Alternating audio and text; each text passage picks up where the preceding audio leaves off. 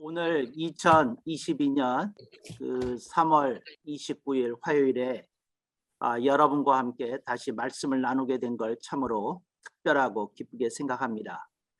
네. 제가 누차 여러분들에게 거듭해서 말씀드리는 게 있습니다. 거듭 말씀드리는 게 있는데 이게 뭐냐면 교의 신학과 조직 신학이 다르다는 거.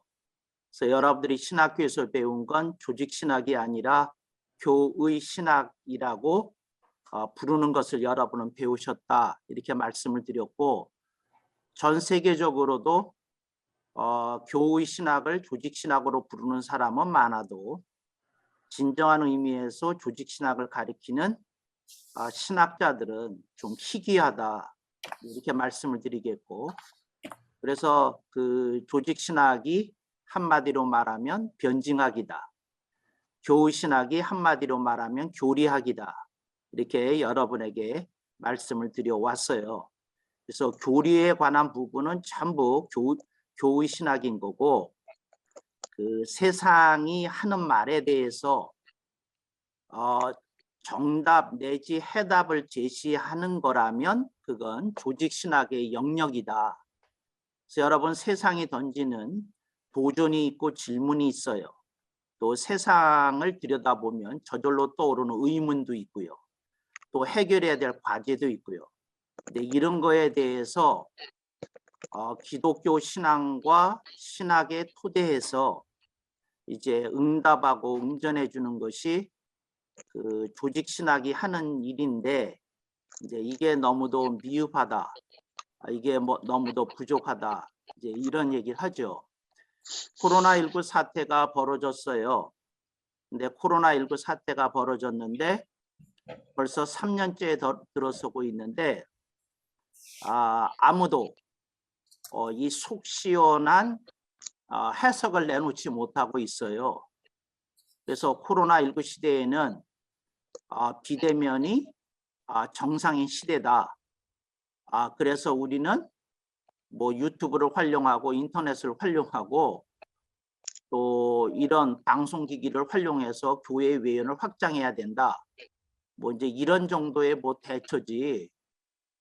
이게 하나님의 경륜과 섭리 속에서 무슨 뜻인지 성경을 펼쳐서 이렇게 해석해 주는 사람도 별로 없고, 또 어떤 분이 얘기를 하지만 수박 겉핥기식으로 얘기를 하기 때문에 그분이 뭘 언급한 건 있는데 마음의 깊은 곳을 건드려 주거나 납득이 되게끔 하는 건 별로 없거든요. 그래서 이제 이 조직 신학의 부재가 심각하다.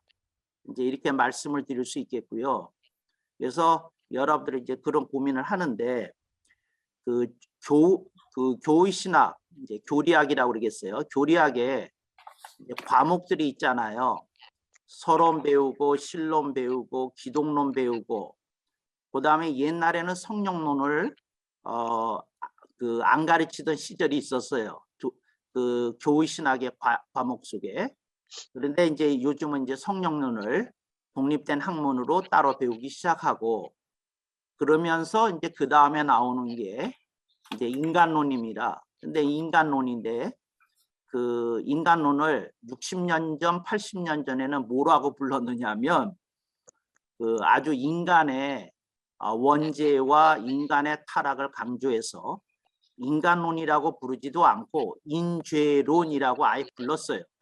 그래서 인간 이꼴 타락, 인간 이꼴 죄, 뭐 이제 이런 프레임을 강하게 어필하기 위해서 이제 원문에는 인간론인데 번역을 할 때 한국어로는 인죄론이라고 이렇게 바꿨다가 한 30년, 20년 됐나요? 이제 인간론으로 이렇게 바뀌어져서 조금 용어가 순화되었다. 이제 현대에 맞게.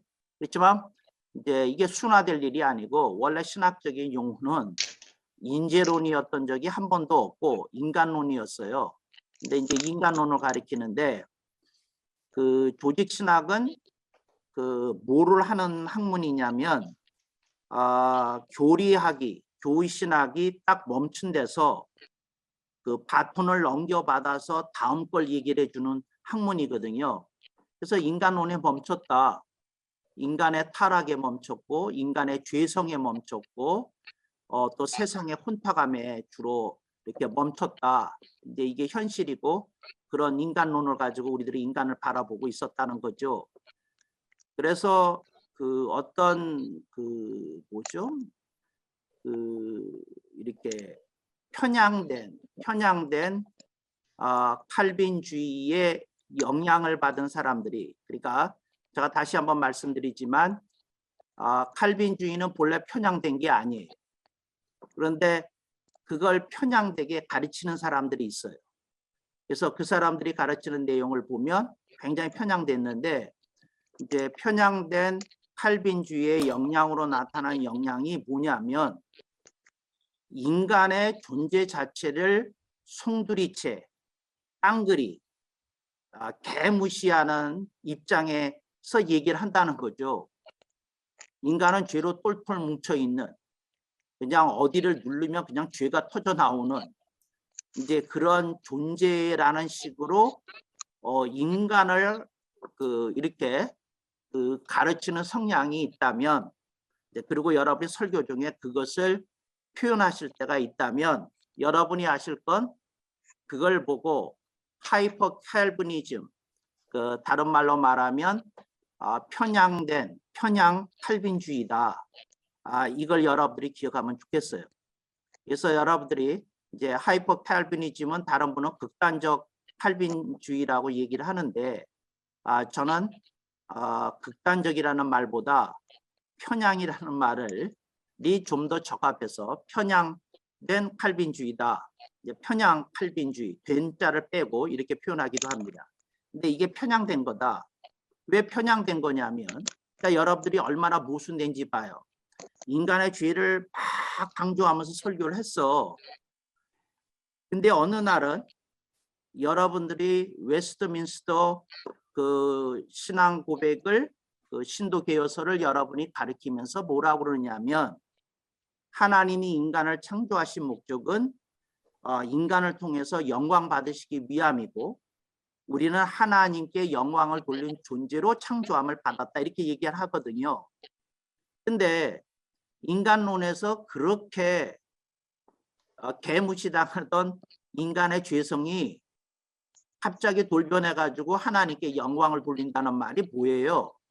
그러니까 이게 편향된 걸 알 수 있는 거예요. 그래서 여러분들이 설교할 때 조심할 것은 인간의 타락이나 죄성을 지나치게 강조하면 그게 편향된 칼빈주의다. 이제 이걸 기억하시고, 그럼 여러분은 모순에 빠지게 되는데, 인간이 하나님께 영광을 돌리도록 창조되었다는 말은 앞뒤가 안 맞는다. 모순이 된다. 이제 애당초에 여러분들이 균형 잡게 시작하고 가르쳐야 돼요. 그래서 죄를 가르칠 때도 혹은 인간의 목적을 가리킬 때도 여러분은 균형이 있어야 돼요. 어떤 균형이냐면 인간에게 원죄의 뿌리로부터 나온 죄성이 있습니다. 1. 근데 인간은 근본적으로 하나님께 영광을 돌리도록 지음을 받은 존재입니다. 이 둘을 균형 있게 가리키면 당신은 칼빈주의라고 그래도 좋고 개혁주의라고 말해도 좋은 사람이에요. 근데 당신이 때로는 설교의 본문에 따라 인간의 죄성을 지나치게 강조할 때가 있고 인간이 하나님께 영광을 돌려야 되는 걸 또 지나치게 강조할 때가 있으면 당신은 편향된 칼빈주의를 계속해서 가리키고 있는 거다. 그러니까 그 하나님이 인간을 창조하신 목적이 영광을 받기 위해서입니다 하고 말할 때도 그 자체가 모순이에요. 왜? 죄로 그렇게 똘똘 뭉친 존재가 어떻게 죄를 이겨내고 하나님께 영광을 돌릴 수 있겠어요? 말이 안 되잖아, 앞뒤가. 그러니까 여러분들이 그 두 개를 놓고 이걸 내가 어떻게 설명해야지 하고 고민이 들어야 되는데 이제 이거 고민이 안 들고 있더라는 거죠. 그래서 여러분들이 그걸 고민을 좀 해봐야 돼. 그래서 여러분이 인간의 타락과 죄와 죄성에 대해서 얘기할 때 하나, 그다음에 인간이 하나님께 성령님 아래 사역해서 풍성한 열매를 거둬서 하나님께 영광을 돌릴 수 있다는 거 하나. 근데 이 둘을 한 자리에 놓고 어떻게 지혜롭게 하나님의 말씀을 분별해서 가리킬 수 있느냐 하는 거에 대해서 여러분들이 고민해야 돼. 근데 나는 알겠어요. 여러분의 의도는 알겠는데 저는 뭐를 얘기하는 거냐면 여러분의 의도가 중요한 게 아니고 이렇게 말한 것도 좀 이상하지만 의도가 중요한 게 아니고 설교에서는 강론에서는 여러분의 표현이 중요해. 근데 여러분이 그걸 균형되게 표현하는 법을 찾지 못하면 미안해요. 당신은 당신이 만든 칼빈주의를 가리키는 사람이야. 근데 내가 봤을 땐 대부분의 신학자들이 그렇게 가리켜. 근데 거기서 여러분들이 벗어나야 돼. 그리고 이걸 고민을 해야 돼. 이걸 어떻게 가야 되느냐. 그래서 나는 이렇게 주장하는 신학자예요. 어떻게 주장하느냐면 인간이 하나님께 화답할 수 있는 가능성과 인간이 원죄의 영향에서 벗어나지 못한 죄성의 존재라는 이걸 똑같이 들여다보고 이걸 어떻게 설명해야 되느냐. 특히 성령님이 강림한 이후의 교회 시대에 이걸 또 다른 용어로 신약교회의 시대에 이걸 어떻게 내가 프레젠테이션 할 거냐, 이걸 제시할 거냐, 이거에 대해서 여러분들이 좀 고민을 해야 되는 거다. 이제 여기서 출발을 하는 거죠. 그런데 여태까지 이제 인생론이라고 하는 것이 학문으로 꽃피울 수 없었던 중요한 이유는 인간론이 죄론 중심으로 이렇게 강력한 압박을 받고 있었기 때문에 그래요. 죄론의 그 압박을 심하게 받고 있었기 때문에. 그래서 여기서 벗어나지는 못하는 거야. 그래서 그랬는데 이제 인생론이라는 말에 대해서 말씀을 드리겠어요.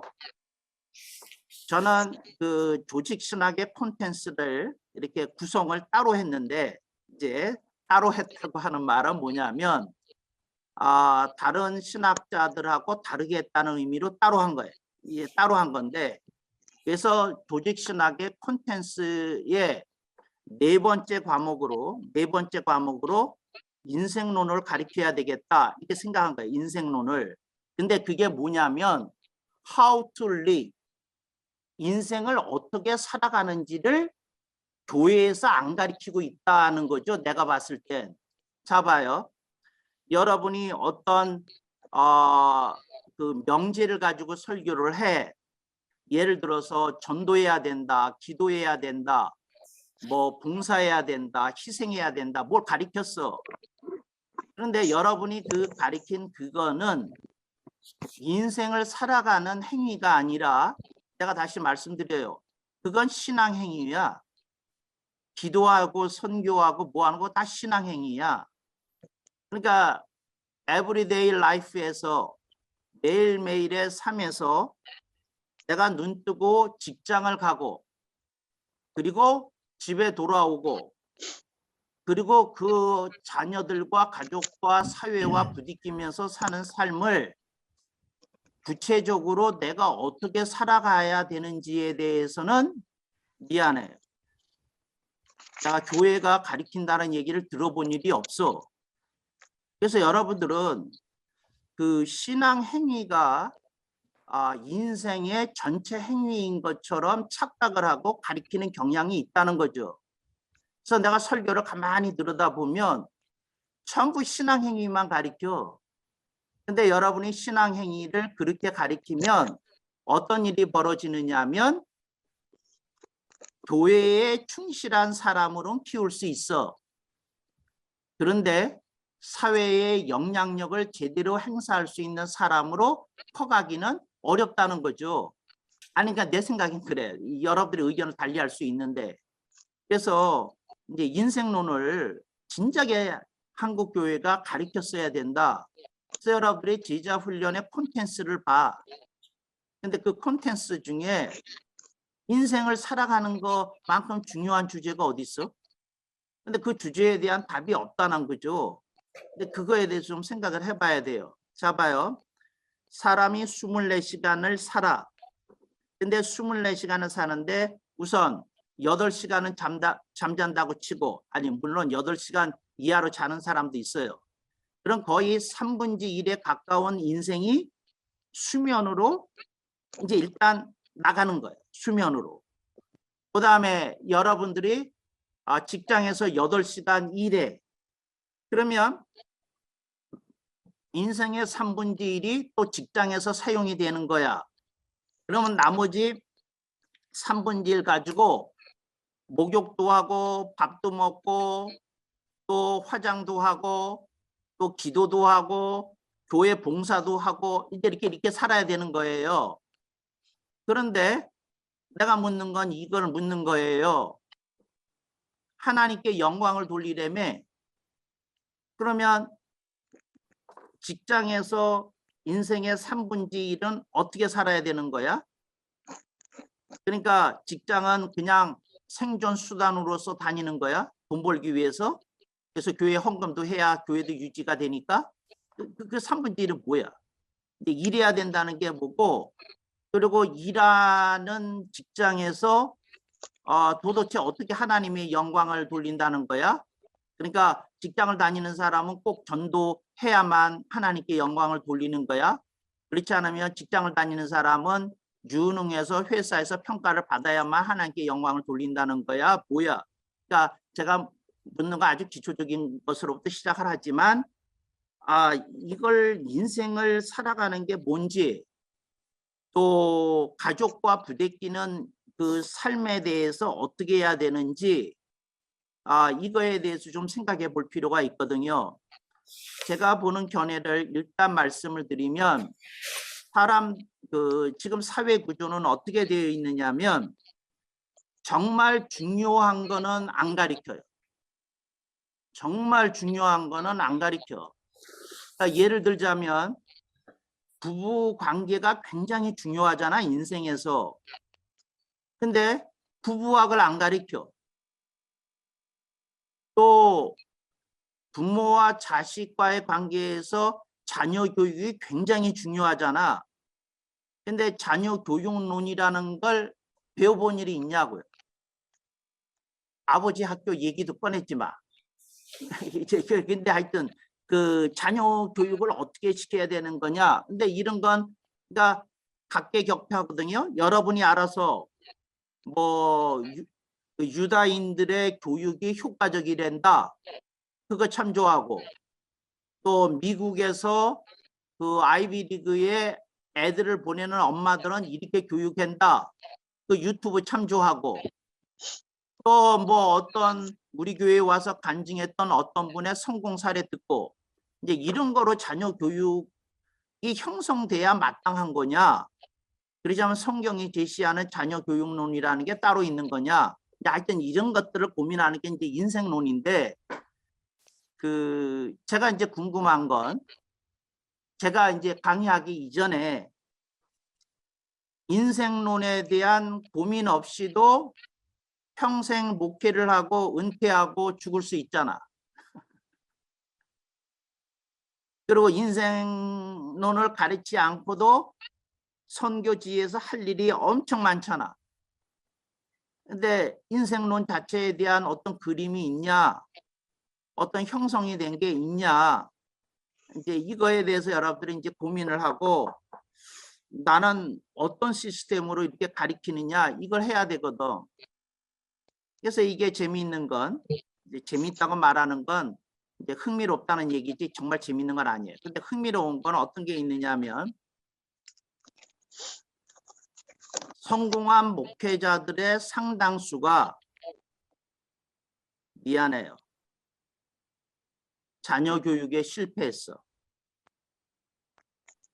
내가 성공한 목회자들의 자녀를 조금 아는데 내가 만나보는데 신앙이 헛개비인 걸 알겠더라고.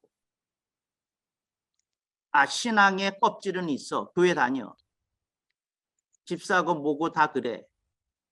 근데 이렇게 보는데 이 알갱이가 꽉 찬 사람이라는 느낌이 들지 않는 목회자, 선교사의 자녀가 다수야. 근데 그게 뭘까? 난 이런 생각을 하는 거죠. 어떤 부부가 있는데 목회 성공했어.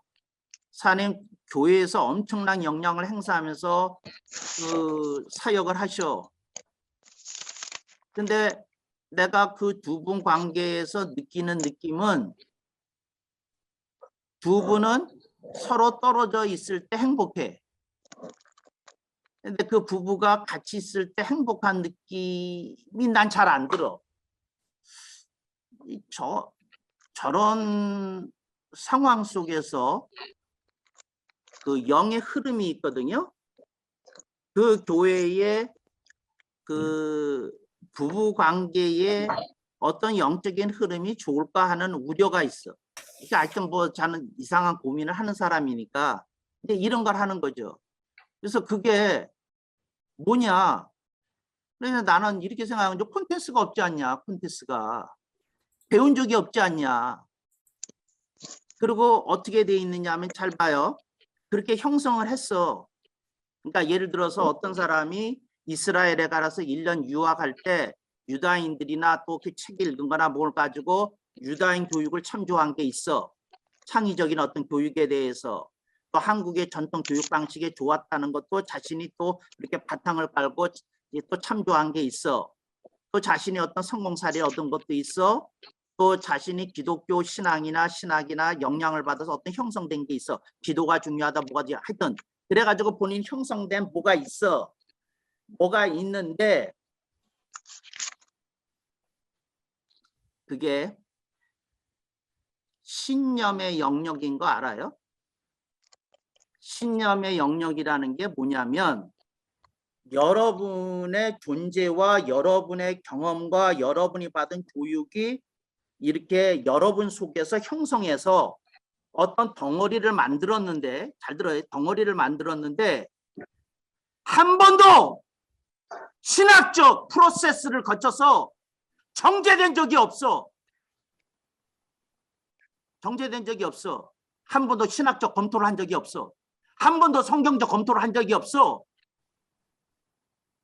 그러니까 어떤 거냐면 덩어리인데 어떤 덩어리냐면 금이 붙어 있어. 근데 잡철도 엄청 붙어 있다는 거지. 이제 이런 걸 저는 신념이라고 불러요. 그 사람이 형성했어. 근데 이게 기독교 신앙이라고 부를 수 있으려면 프로세스를 거쳐야 돼. 정금화 과정을 거쳐야 된다고. 잡초를 뽑아내는 과정을. 그래서 그런 걸 보고 싶거든. 그러니까 내가 어떤 분이 교육에 대해서 얘기하는데 내가 앉아서 듣는데 유튜브를 통해서 듣던 현장에서 듣는데 내가 받는 느낌은 저분은 지금 자신이 신념을 가리키고 있는데 본인이 신념을 가리키고 있다는 걸 의식 못하더라는 거지. 본인이 기독교인이라고 하는 크리스찬이라는 아이덴티티가 있기 때문에 그런 아이덴티티를 가진 사람에게서 형성된 거는 전부 다 신앙일 거라고 하는 착각 속에서 어떤 교육 행위를 하고 있더라는 거죠. 되게 무서운 얘기죠. 미안해요. 여러분이 세상에서 온갖 얘기를 듣고 여러분이 뭘 얘기를 해. 그래서 여러분이 설교할 때 뭐 광고에 카피가 튀어나오기도 하고 유명한 사람의 말이 튀어나오기도 하고 뭐 여러 가지가 튀어나와. 미안해요. 근데 이 말 해야 되겠어요. 그 당신이 그 순간순간 뿜어냈던 유명한 말들이나 카피가 신념이야.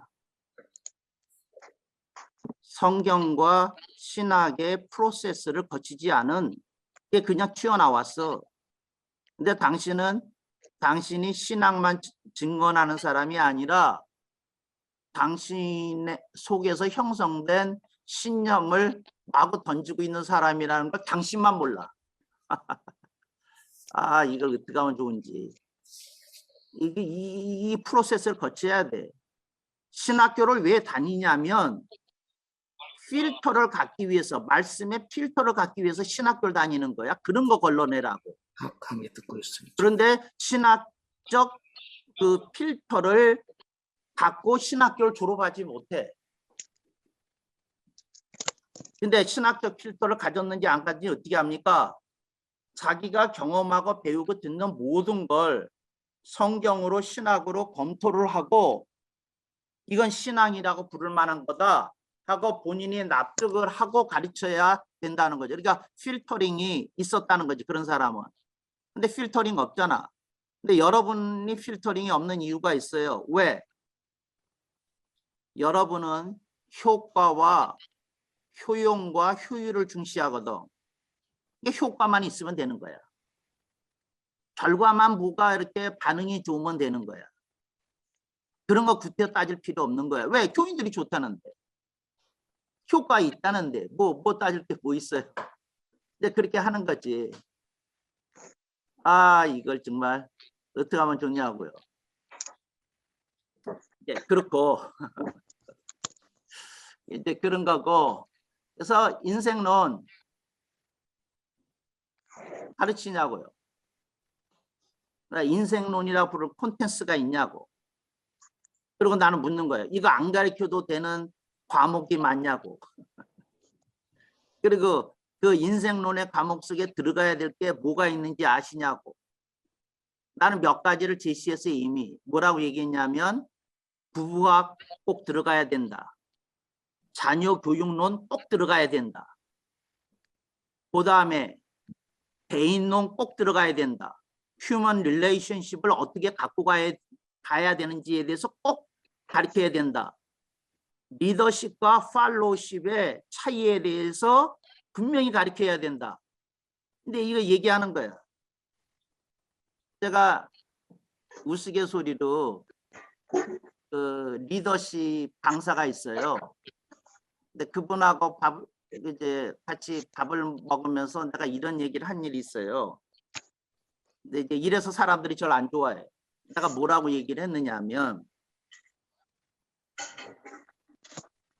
모든 사람이 리더라면 그리고 리더가 되어야 된다면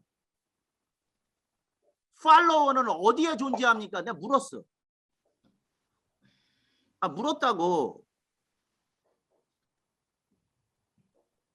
어디에 존재하냐고.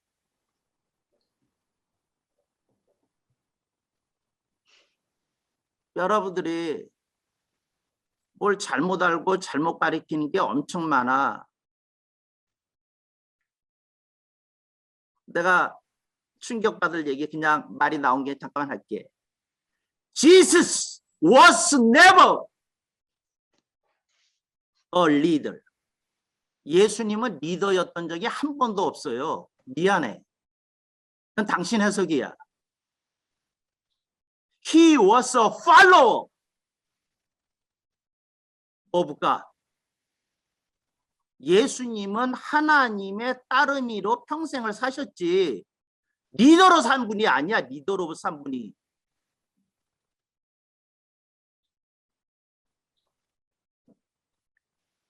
이제 이건 장성 목사의 이론이고 여러분의 이론을 전개할 수 있어. 근데 하여튼 이겨보라고. 장성 목사의 이론을 이겨보라고 그냥 제시한 거야. 나는 성경을 읽으면 읽을수록 예수님이 하나님의 뜻에 초점을 맞추고 이렇게 걸어간 인생이 보여.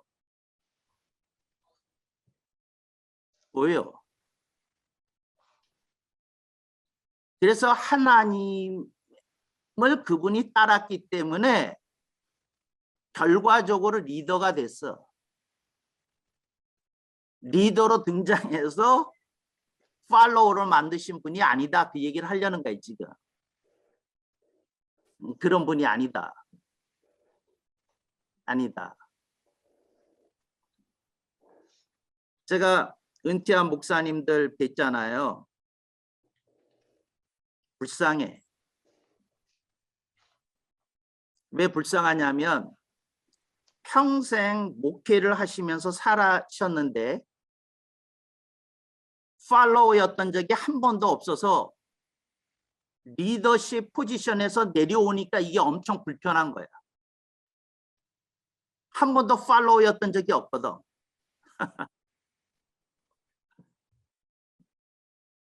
그러니까 그게 불편해. 애당초 팔로우였으면 팔로우의 위치에 쓰는 게 너무 자연스럽고 너무 흐뭇하고 너무 홀가분함을 느낄 텐데 그게 안 돼. 그래서 그딴 분들이 말하는 게 뭐냐면 목사에게 은퇴란 없다. 일단 헛소리나 해. 근데 본인 이론이지. 경험에서 나온 충고고. 그게 비블리컬 티칭이냐고.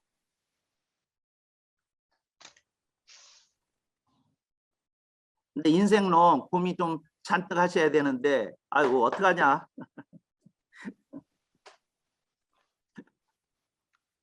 근데 여러분들은 또 이래. 내가 뭘 던져주면 내가 이렇게 반듯하게 어떤 콘텐츠를 만들어서 여러분에게 던져주길 바래.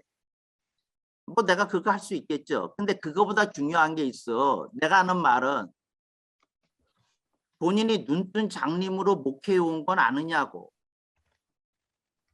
당신이 인생론이라는 주제가 잡히지 않았으면 당신 눈뜬 장님이었어. 그리고 당신이 예수님이 팔로우였다는 걸 인식 못했으면 당신 눈뜬 장님이었어. 뭘 보고 살았어?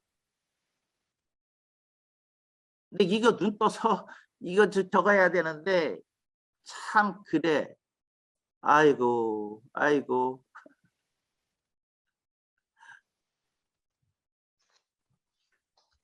이 원리를 이게 아는 게 이게 쉽지 않은데 그런 거야. 제가 아까 얘기 듣다가 오늘 기도하신 분한테 내가 약간 삐졌어요. 왜 삐졌냐면 저분이 우크라이나에 대해서 기도를 한 줄 빼먹었더라고. 그래서 아니 왜 빼먹지? 빼먹는 거야. 근데 왜 빼먹었을까? 저분이 우크라이나를 위해서 매일 기도하는 사람이거든. 근데 정작 우리하고 할 때는 안 하대. 근데 왜 빼먹는지를 가르쳐 줄게. 여러분이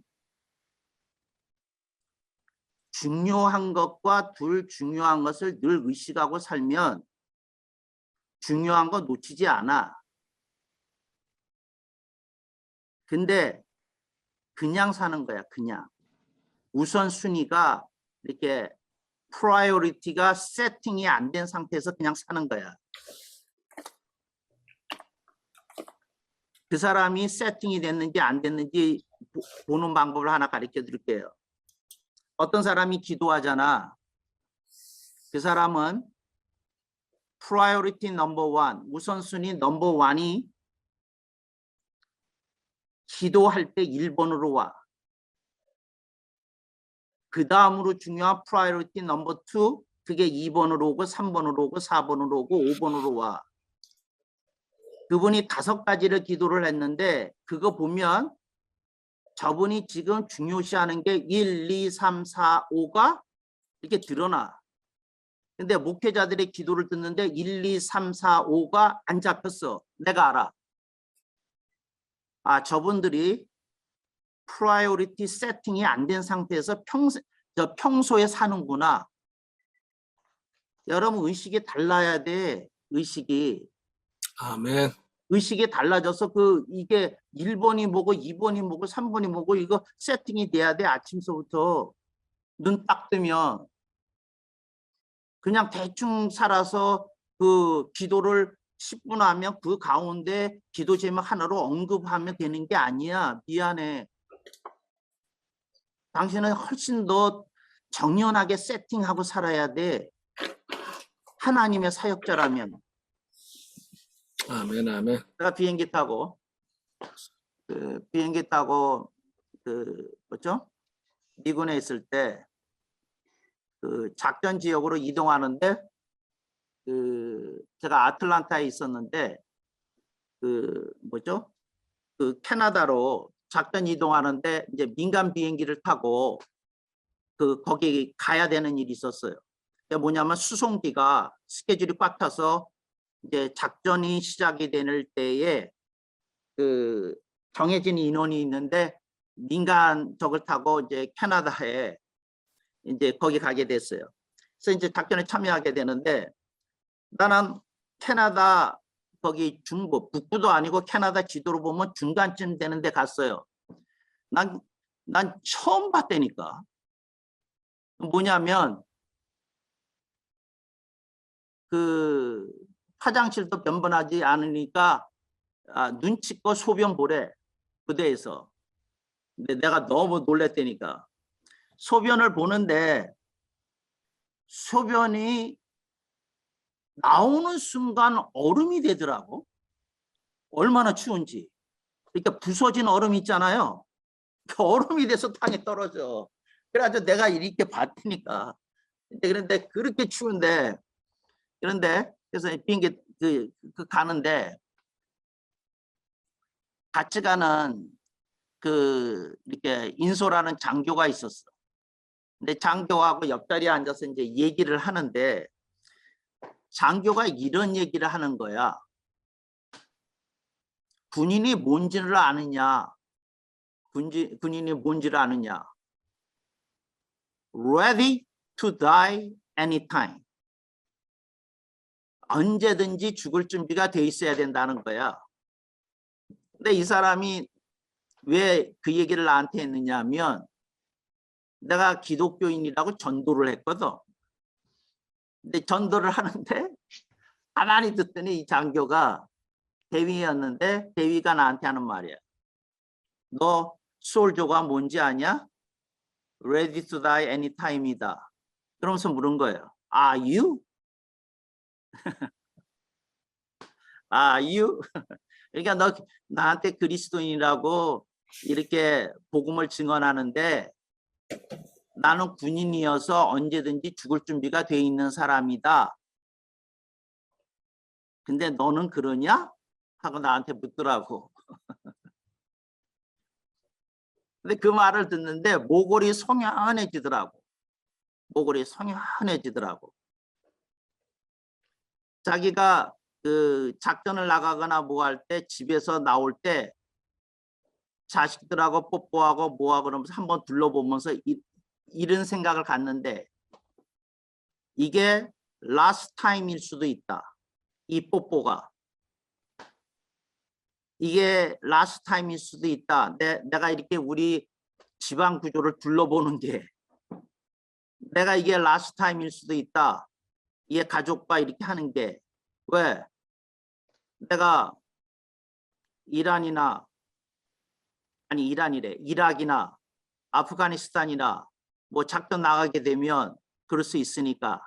근데 그런 마음으로 이렇게 보면서 이렇게 자신이 정리해야 될 거 뭐 할 걸 그렇게 생각한다고 그러더라고. 내가요 목회자들 보잖아. 준비 안 돼 있어. 죽을 준비가. 집안이 너무 너저분해. 쓰레기가 너무 많아 집안에.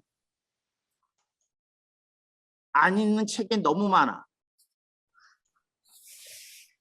안 입는 구두가 너무 많고 뭐도 많고. 여러분 죽는다고 생각하면 그거 빨리 버릴 거 버리고 좀 집안도 깔끔하게 하고 살아. 제발. 그리고 좀 설교 노트도 좀 한 자리에 좀 모아놔서 번호를 붙이고 이렇게 딱 이렇게 좀 해봐. 그리고 앉아서 내가 정리할 거 정리하고 내가 오늘 죽는다고 생각하고 유서도 좀 써보고. 제가 지금 뭘 가리키는지 알지죠? 인생론이야. 인생론. 당신 주님이 명하셔. 오늘 죽어도 괜찮게 살라. 그렇게 살아야 돼. 그렇게. 인생이 장난이야? 당신이 앞으로 10년 동안 산다는 보장이 어디 있어? 정리를 좀 해야지. 그리고 더 중요한 일에 집중해야지. 그렇게 한가하게 맛집이나 돌아다닐 시간이 어디 있어? 그렇게 한가하게 뭐 쇼핑할 국리나 할 시간이 어디 있어? 그게 좀 세팅이 돼야 되잖아. 세팅이. 아, 답답한 일이래. 답답한 일. 답답한 일. 여러분 삶 보고 그 이렇게 얘기할 수 있어야 되거든. 죽을 준비가 되게끔. 여러분들이 나한테 점검을 좀 받아. 우리 교인들은 나한테 생활 점검을 받아요. 그런데 옷장도 다 열어봐. 옷 좀 줄여라. 신발장도 열어봐. 신발도 좀 줄여라. 안 쓰는 거 다 버려라. 간결하게 살아라. 필요한 건 그러나 쇼핑해서 갖고 사용해라. 집안 깔끔하게 청소하고 살아라. 물질 아껴라. 귀한 데 헌금해라. 아멘. 오늘 죽어도 되게끔 살라. 해지기 전에 아내한테 무릎 꿇고 잘못했다고 빌라. 그리고 고민을 좀 하면서 기도 제목을 써보라. 그리고 가장 중요한 것부터 번호를 매겨서 좀 정리하는 시간도 가지라. 인생론, 난 어떻게 살아야 되는지 좀 고민도 하면서 자신을 들여다봐라. 이거예요. 이거예요. 인생론에서 가장 강조하는 게 있어. 그걸 가르쳐 드리려고 그래요. 자기 대면이야, 자기 대면. self confrontation. 자신의 벗겨진 모습과 낱낱이 정면으로 들여다보라는 거야, 자신의 얼굴을. 그리고 하나님 말씀 속에서 비춰보고 인정하고 거기서부터 출발해야 돼. 그러면 여러분의 좌표가 드러나. 나는 여기구나 하는 게 드러나. 그리고 고민을 좀 해야 돼. 난 인생 어떻게 살 건지.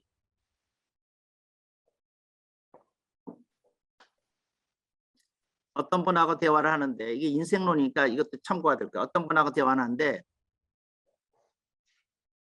이분이 이런 얘기를 하는 거예요. 자기 너무 행복하대.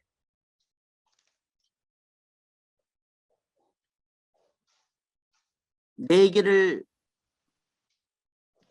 들을 준비가 돼 있어요? 그러면 내가 교시나 교수인 줄 아니까 보통 때 같으면 아니요 그랬을 텐데 이분이 듣겠다고 그랬어. 그래서 내가 그랬어. 커피를 사세요. 그래서 커피숍으로 옮겼어. 원래 커피숍에 갈 예정이 아니었는데. 그래서 내가 얘기했어요.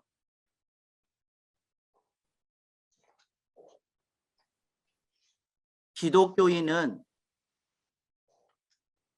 특히 하나님이 부르시는 사람은 행복에 몰입하면 안 됩니다.